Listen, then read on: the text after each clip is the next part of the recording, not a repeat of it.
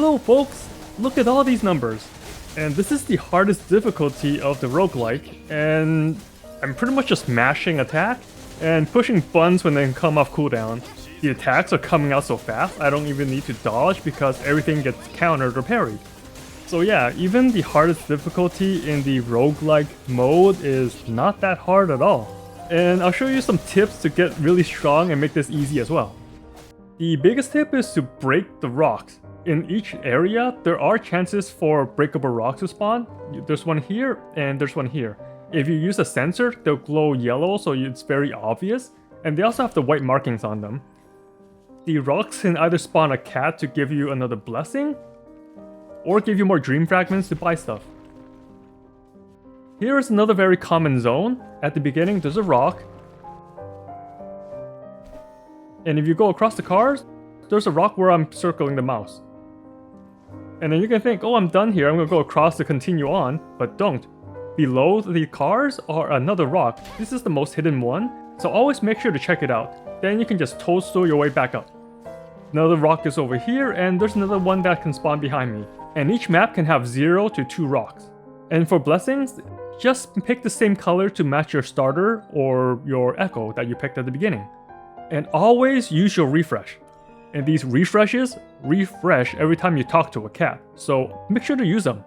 For Infernal Rider, I want red and blues. The first time didn't have any, so I refresh and look, red and blues.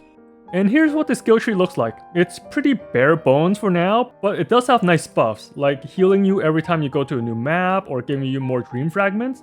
This is also where you unlock refresh.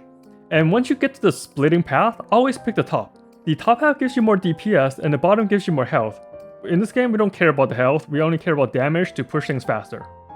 And for the starters, there are 3. The best one is the turtle. You might think, oh, the turtles are defense, right? No. The turtle is so good because you can just pop it right away, and it does not eat away your animation time. The worst one is crownless because you transform into it, and you're gonna waste all this time on the clock flying around as crownless. Infernal Rider is in the middle because you do transform into him, but his animation is kind of fast, and he can do coordinated attacks, so you can just do your rotation and get free bonus damage. And for doors, this is your priority. Dreaming is the best one because it's the fastest map to clear. All you have to do is to chuck explosive spears at some enemies, and you're gonna get 2 cats for the reward. The next best one is Deathmatch because that's pretty quick as well, then Fierce Struggle. Fierce Struggle, combat, and training are all very similar, but the harder ones give more rewards, so that's why I rank them this way. And skip the Unknown Door and Rest Door. The Unknown is a waste. Instead of getting 2 cats that give you blessings, you're forced to pay HP to get Dream Fragments, or spend some Dream Fragments to get a blessing, which is not that useful, because you only get 1. And Rest kind of wastes a map, because you're forced to go through a Rest Door anyway before a boss, so don't waste your map and go in there early. And finally, there's the Elusive Specimen Shop, which uses the currency you earn from this mode.